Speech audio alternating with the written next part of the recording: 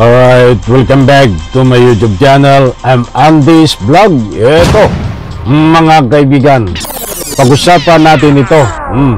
Mga tumawag na membro ni Kibuloy, membro ng KOGC, mismo ang nagturo, tumawag dito sa mga kinauukulan upang ituro, upang sabihin ang eksaktong kinaroroonan nitong tago ng tago na kanilang sinasamba na si Kibuloy kapalit ng 10 milyong piso na tumataginting. Unahan ko na po kayo, mga mahal kong taga-subaybay, hindi ho ito fake news. Uulitin ko mismo na mga membro ng KOGC ang nagturo kung nasaan nagtatago itong si Kibuloy. Naku po, matindi, di ba? Ay hindi ho malayo. Hindi ho malayo na mangyayari ito. Katulad nga ho ng tinalakay natin kahapon. Na hindi ho malayong mangyari na mayroong maghudas sa kanilang mga membro na karapat dapat pong gawin nila. Mga kaibigan, ay legal naman ho yan, hindi illegal. Nakatulong ka pa sa ating gobyerno, sa Republika ng Pilipinas, nagkaroon ka pa ng 10 milyong piso. Kumpirmado po yan, mga kaibigan.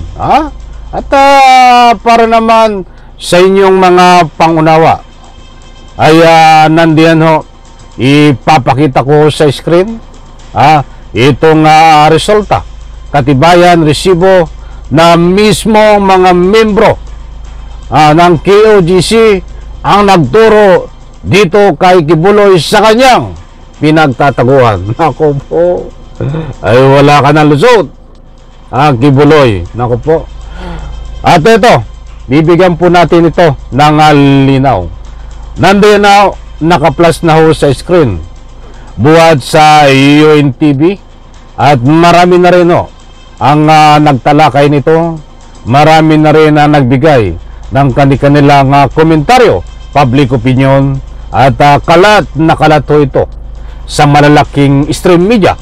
Ilang hours po nakakaraan, but dito ho tayo nagbatay sa UNTV. Nandiyan ho sa screen. Ano ang sinasabi? Eto, ilang tipster sa kinaroroonan ni Kibuloy, nagpakilalang membro ng KOGC. Ayon dito sa SILG Abalos, maliwanag ho. Ibig sabihin ng tipster, yan yung nagbigay ng kaukulang impormasyon sa pinagtataguan ni Kibuloy. At malinaw ho ang sinasabi yan na ito ay membro ng ni Kibuloy, yung mga tagasunod niya, mga kaibigan. Ito yung mga nabulagan na mga tagasunod niya na hanggang ngayon ay nabubulagan din sa maling paniniwala. Mga kaibigan, kayo ho ay magtatanong, alam ko ho, bakit laging lumalabas sa social media na itong si Kibuloy ay alam na ang pinagtataguan, subalit hanggang ngayon ho ay hindi pa nahuhuli. Dahil ayaw ko naman kayo na mabiktima ng fake news. Alam niyo ho, mga mahal kong taga-subaybay, ay nagkakaroon ho ito ng validation. At alam po naman natin na napakarami, ayon dito sa balita, ayon sa ating mga source, ay napakarami ho ang nagbigay ng impormasyon, subalit yan ho ay under validation. Maraming nagpakilala, sila ho ay membro ng KOGC, tinuro, sabi nga nila ay hinudas, naghudas. Tinuro ang kanilang amo na si Kibuloy, mga membro po ng KOGC, ay tinuro din itong pinagtataguan ni Kibuloy. Muli kong ulitin ang tanong, bakit hanggang ngayon hindi ho nahuhuli si Kibuloy? That is a normal procedure po yan, standard operating procedure din kung tawagin, na hindi porke ho nagbigay ng anumang impormasyon ang isang caller o isang tipster ay kakagatin mo na ho agad. Siyempre magkakaroon ko ng pagsusuri, magkakaroon ka ng anumang legal na paraan para ho ito ay magkaroon at hindi ho mabiktima ang ating kinahukulan ng anumang patibong. Ano po ang gusto kong ipunto? Pwede rin ho mangyari itong tinatawag na nililigaw ang mga landas, nililigaw kung ang kinaroroonan ni Kibuloy. Kaya't nagkakaroon po sila ng pagsusuri. But ayon po sa aking mga nakuhang impormasyon, alam na palagay ko, alam na ang kinaroroonan ni Kibuloy.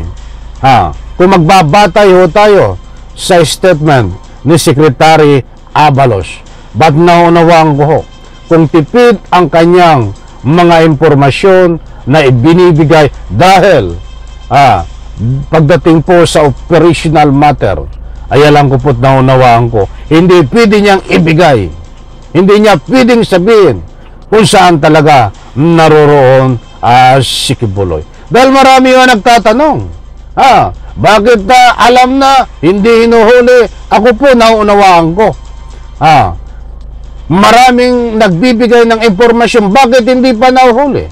Unang-una, ay sa dami ho ng mga impormasyon na binibigay, tinitingnan pa rin ho dyan yun kung alin talaga yung ika nga po pinaka bagamat pares-parehas ang address, ay alam ko doon sa SIM address na marami na nagtuturo ay binabalidate po nila kung talagang ito ay may katotohanan. At siyempre pinagbabatayan nun nila dito ay itong kung sino ang una na ika nga po ay nagbigay ng impormasyon sa pamamagitan na record ng telepono at oras na nakarecord, at nasa ganun po itong mga pangako, itong pangako na 10 milyong piso ay maibigay naman ho dito sa unang nagturo kung saan ho nagtatago si Kibuloy. Kaya't marami yung proseso, may mga proseso na pinagdadaanan, naunawaan ko po yan at sana maunawaan po din natin. Hindi porke ho na itong si Kibuloy ay sinabi na manlaking stream media ay alam na ang kinaroroonan, ay binibigyan din po natin ng public opinion. Lagi kong sinasabi din na alam na ang kinaroroonan. Hindi po yung fake news. Sa mga nagsasabi po ng fake news, sana po maunawaan nyo, may mga proseso na pinagdadaanan ho, may mga bagay na dapat pang ayusin. Ayaw ko na pong i-discussion mga kaibigan, dahil alam ko po that is pagdating sa ganyang mga galawan, yan po ay confidential na at nasa ganun po maprotektahan kung ano man ang dapat gawin ng ating mga kinahukulan na balak strategy kung paano ang paghuli dito kay Kibuloy. Basta tandaan po natin mga kaibigan, kahit sinasabi ko ho na tukoy na ang kinaroroonan ni Kibuloy, hindi po yan fake news mga kaibigan. Mayroon pong proseso na pinagdadaanan. But bueno, lahat ho ng inyong mga komento ay buong puso kung nire-respeto. Public opinion nyo po yan, wala may magagawa. Karapatan nyo po nakapublic ang ating comment section.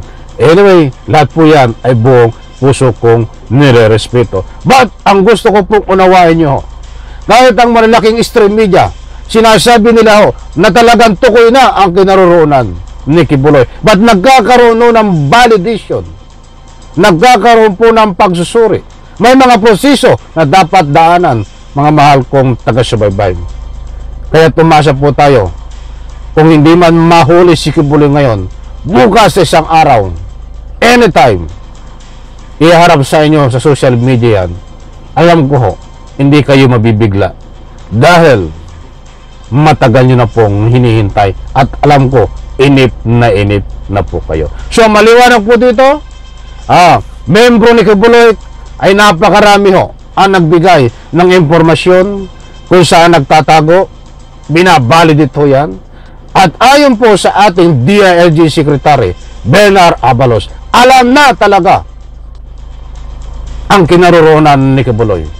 But hindi niya pwedeng sabihin. Naunawaan ko po yan. At nasabi ko na ang dahilan kung pwede, kung bakit hindi ko pwedeng i-discuss, mga kaibigan. So anytime, anumang araw, pwede pong mapusasan si Kibuloy, mga kaibigan. Maniwala po kayo at sa hindi. But ngayon ho, habang ginagawa ko itong video na ito, itong vlog na ito, hindi pa ho nahuhuli si Kibuloy. Malapit na po sa katotohanan. Yan ang gusto ko ipunto.